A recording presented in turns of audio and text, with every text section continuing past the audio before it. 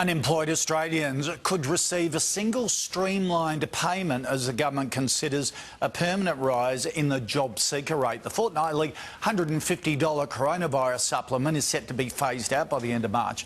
But dole recipients could be better off as some legacy supplements are scrapped in a new simplified scheme.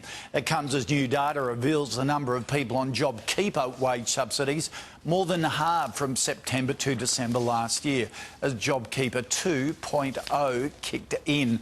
I'm joined by Treasurer Josh Frydenberg. Treasurer, how seriously is the government considering streamlining the dole payments, and will all recipients be better off?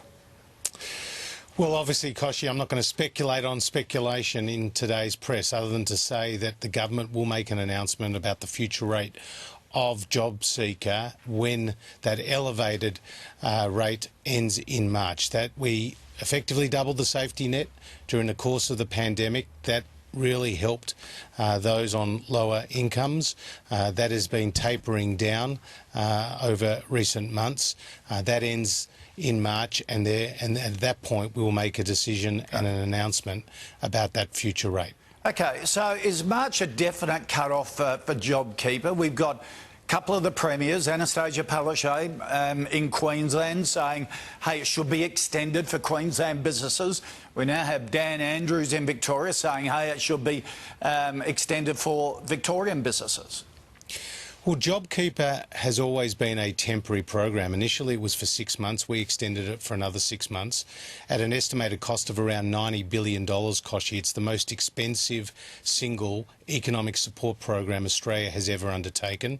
Importantly, it supported around 3.6 million Australians at its peak. But what we've seen in the latest ATO data today is that more than 2 million Australians and more than 500,000 Australian businesses have graduated on that program. And what Treasury have said in their review of JobKeeper is that if you leave it in when the economy strengthens, as is occurring right now, it has a number of perverse or adverse incentives, and it prevents the allocation of workers to more and better roles across the economy. So it is expected to end in March, but what we saw in today's numbers is very encouraging signs. Do you get annoyed with premiers who expect you to foot the bill, and are they doing enough in their own states to help their own businesses recover from the lockdowns they imposed?